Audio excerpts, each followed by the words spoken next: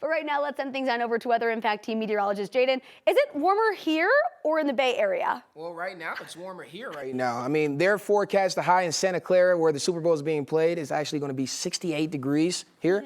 66 is what's forecasted. Whoa. So, yeah, really warm out there. You can see temperatures already on the warmer side as you're heading out the door. We're in the low 40s right now, and we're going to warm up rather quickly. As I mentioned this afternoon, what's forecasted is the upper 60s. We're at 41 degrees right here at our 9 News studios, 44 currently at the airport. Temperatures across the entire state, we're seeing some teens and 20s in the high country, so a little bit cooler there. Then also the upper 30s for the western slope as well as the eastern plains. Noticing across the entire country, really quiet. I mean, this looked a lot different just a couple of weeks ago when we saw that Arctic air bringing in all that heavy snow all the way down to parts of Texas as well. But now we're just seeing some isolated showers moving through the DFW Metroplex, as well as some light snow flurries moving out of Chicago. But for us, staying nice and dry. No precipitation in my forecast over the next couple of days. But today, we're getting up to the upper 60s, like I just told Lauren, and here is your Super Bowl forecast. Hopefully, we have a terrific day.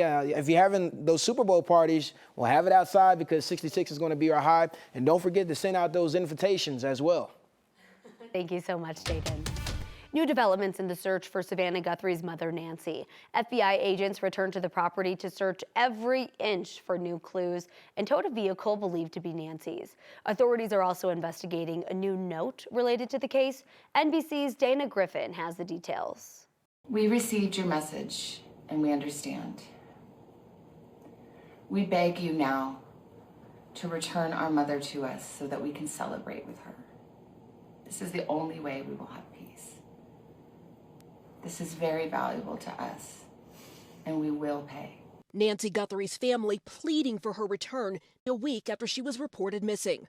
Authorities back at Nancy Guthrie's Tucson home. Drone video showing FBI agents searching every inch of the property, disconnecting and removing a device from the roof, and climbing up a ladder into dense vegetation. A vehicle believed to be Nancy's towed away. As renewed activity shut down roads near her home, reaction from the highest levels of government. President Trump last night on Air Force One. We have some clues, I think, that are very strong, and I think we could have some answers coming up fairly soon. Investigators looking for potential clues in a second note sent to the same Tucson TV station that received a ransom note through their anonymous tip line earlier this week. What was your reaction?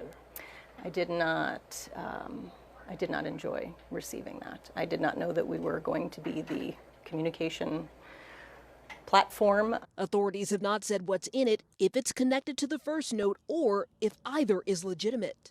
There is something in there that we believe they're trying to convey. This is the same people. I see. We know this, something that only the family would know, I'm assuming. Something like that. The news director sharing the latest note was not a ransom demand and did not include proof of life. NBC News asked the Pima County Sheriff if Nancy's pacemaker could prove she's alive. He said it's not definitive. It's a tool, but I don't know that it ever will tell you she's alive or not. Can you consult with her doctor? Sometimes it can. We've talked to doctors and we've talked to the pacemaker company, and all of those things are working. But my understanding is you could be deceased and that pacemaker still is working. Now, the Guthries' agonizing wait continues for their mother. Tomorrow, several members of Congress are expected to examine unredacted versions of the Jeffrey Epstein files. There will be guidelines on how members will be able to look through the more than 3 million pages of content that have been publicly released. Lawmakers will have to give the federal agency a 24 hours notice with access to computers in a room. No outside electronic devices are going to be allowed inside. So far, a few Democratic representatives have already requested to view those unredacted materials. This all comes as people look to the Justice Department to correct failures in the way it's redacted victims' information. You're talking about pieces of paper that stack from the ground to 2 Eiffel Towers. And so the minute that a victim or their lawyer reached out to us since Friday, we immediately dealt with it and pulled it down, and we're continuing to do that. We knew that there would be mistakes. Top Democrat on the House Judiciary Committee is requesting access to the unredacted files now before Attorney General Pam Bondi testifies in front of them on Wednesday. Breaking this hour, one person was taken to the hospital after a shooting overnight. Denver police says this happened on North Grove Street, close to Barnum Park. Police haven't said much about the condition of the person hurt, and there's no information about a possible suspect. We are working to learn more this morning, and of course, we will update you as soon as that information becomes available. Right now, investigators are trying to figure out what started what they're calling the Plainview Fire. It's a grass fire in Jefferson County. It was at Highway 72 and Highway 93. Officials guess the fire grew to be about 130 acres at its peak. It was 80% contained at last report. Roads were closed in all directions because of the fire, but have since reopened. The Jeffco Sheriff is asking anyone who may have witnessed the start of the fire to call their tip line. That number is 303-271-6512. Denver's Five Points neighborhood celebrated its jazz heritage with a festival kicking off Black History Month. But as the music played on Welton Street, business owners say it's time to look at what could improve the historic corridor. Two of the major concerns revolved around the light rail not connecting to enough of the city and safety concerns for people walking the corridor. A study by the City of Denver's Transportation Department is launching in May to look at what Welton Street needs.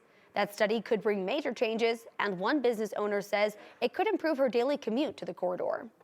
Even if I wanted to take the light rail to where I currently live, which is right on the edge of Park Hill, it's not like I can get on light rail to like come here. The city study wraps up next winter. Another Jazz Roots celebration is scheduled for later this month on Saturday, the 21st. Over the next few years, one of the largest pizza chains in the country is looking to open up 25 locations in the metro area. According to the Denver Business Journal, Little Caesars is looking across the state for those new locations, but has a specific interest in opening locations in South Denver, specifically Littleton. The Denver of the franchising for Little Caesars tells the DBJ that the area has fewer than 100 pizza restaurants, meaning there's a lot of opportunity to grow the brand in the Mile High City. The first new Denver Little Caesars location could open in the next 12 months.